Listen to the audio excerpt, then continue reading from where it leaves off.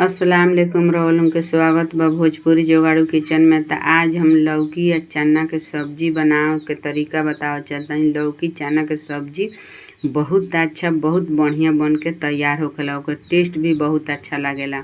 तो देखी लो गर्मी के टाइम बा, बहुत ज़रूरत से ज़्यादा धूप उगता, तो लौकी के सब्जी खाए के चाहिए। बहुत सब सब्जी से ठंडा लौकी हवे। तो देखी लो लौकी चना के सब्जी बनावे खतरा हम चना रात भर खतरा भिगो दिल बानी। चना अच्छा तरीका से फूल गइल बा। अब एकरा के एक उबाल लगा लिए। एक उबाल ऐसे लगावल जाए जे सब्जी में केतनहू बनावल जाला तो थोड़ा टाइट लागेला, ओकरा के अलग से एक उबाल लगा लिएला तो सब्जी बहुत अच्छा बन के तैयार होला। तो चली लोनी चना के उबाल लेतानी, आग लौकी के छोटा छोटा टुकड़ा में सब्जी के काट लेतानी। तो देखी लोनी लौकी के सब्जी हम काट के कंप्लीट कर चुल बानी छोटा छोटा टुकड़ा में। आए में 2 आलू भी काट ले बानी। तो लौकी के सब्जी अपना हिसाब से कम या ज़्यादा कर सकतानी लोनी। देख सकतानी एकरे साथ में हम लाइट कट गइल बा। तो गैस चूल्हा पर हम चना उबलाए के रख दिल बानी। चना में अच्छा तरीका से उबाल आ गइल बाटे। तो चली लोनी अब मसाला के तैयारी कर लिए। तो देखी लोनी सब्जी में डाले खतरा हम तड़का के तैयारी कर ले बानी, मसाला के तैयारी कर ले बानी। तड़का में मरचा भी ले ले बानी, जीरा भी ले ले बानी, तेजपत्ता भी ले ले बानी, आ एगो बड़ा साइज के प्याज भी काट ले बानी। आ देखी लोनी मसाला में हल्दी पाउडर बा, मरचा पाउडर बा, धनिया पाउडर बा, खड़ा मसाला के पाउडर बा, स्वाद अनुसार नमक बा, आ लहसुन भी पीस ले बानी।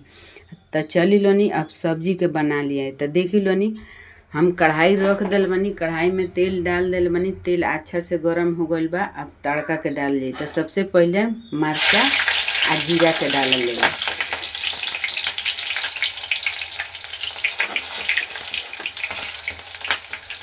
तेजपत्ता डाल के आज डायरेक्ट प्याज के डालिए। तेजपत्ता जल जला तो सब्जी के स्वाद खत्म हो जाला। तो देखी लो तेजपत्ता डालते अब मरचा प्याज के डाल दिए।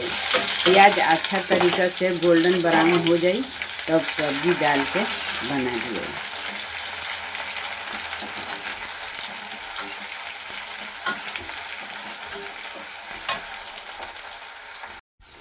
तो देखी लो कितना अच्छा से एकदम लाल सुनहरा प्याज हो गल बटे। अब एकरा के सब्जी के डाल लिया आ डाल के सब मसाला डाल के अच्छा तरीके से बना लिया।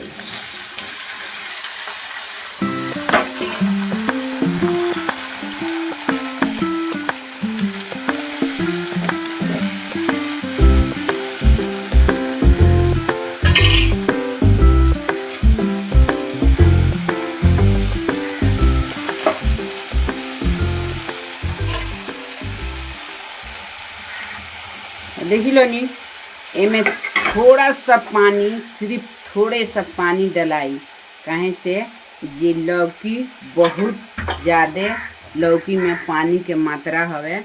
पानी ज़्यादा डला जाई तो अच्छा से सब्जी ना बन पाए। थोड़ा सा पानी चली लो नी हम डाल के देखाओ तनी। तो देखी लो नी एकदम थोड़ा सा पानी डालल जाई, जेमे जे लौकी के पानी लौकी में बहुत पानी के मात्रा हो, वैसे थोड़ा सा पानी डालल जाला तो एक टेस्ट बहुत अच्छा होखेला, बहुत जबरदस्त होखेला। ज़्यादा पानी डाल के लौकी के सब्जी बनावल जाला तो अच्छा ना हो पावेला। वही से थोड़ा सा पानी डाल के एकरा के धीमा आंच पर पहले गलावल जाए। तो देख सकतानी थोड़ा सा पानी डाल के एकरा के अच्छा से चला के एकरा के धीमा आंच पर ढक के आ बना लिया।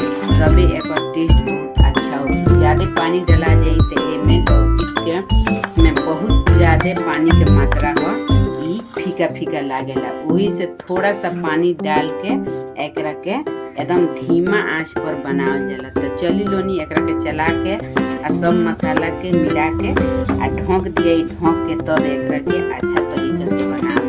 तो चली लोनी अब सब्जी के अच्छा तरीका से चला के एमे पानी के मात्रा बहुत कम डालल बा, तो वही से एकदम धीमा आंच पर बनावल जाई। तो थोड़ा सा गल जाई तब अच्छा तरीका से चलावल बनी। तो चलिए नहीं अब सब्जी के बना के और गलों के हम दिखाओ।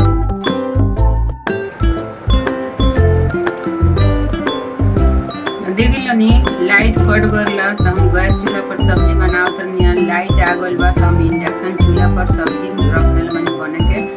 सब्जी के अच्छा तरीके से एकरा के बीच बीच में चलावत रहे बाटे। इस सब्जी में थोड़ा सा पानी डालल बा, सब्जी अच्छा से बन पाई, सब्जी जली भी ना। सब्जी के धीमा आंच पर बनावल जाई, जे थोड़ा सा पानी डालल बा तेज आंच कर दियाई तो सब्जी में के पानी जल जाई तो सब्जी अच्छा से गल ना पाई और सब्जी के टेस्ट खराब हो जाई। तो चली लोनी यही तरीका से हम सब्जी बना के और रउआ लोगन के तैयार क के सब्जी के आ तब हम देखावत तनी।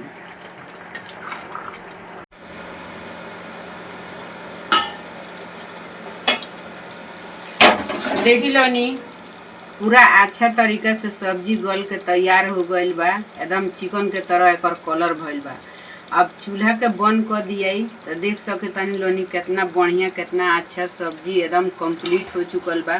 तो जाना जाना तरीका से बताइनी है वो तरीका से लौकी के सब्जी एक बार बना के खाई लोनी आ बच्चा के खियाई लोनी। आ हमार वीडियो अच्छा लागल तो वीडियो के लाइक करके चैनल के सब्सक्राइब करे लोनी। अगला वीडियो मिले। अल्लाह हाफिज।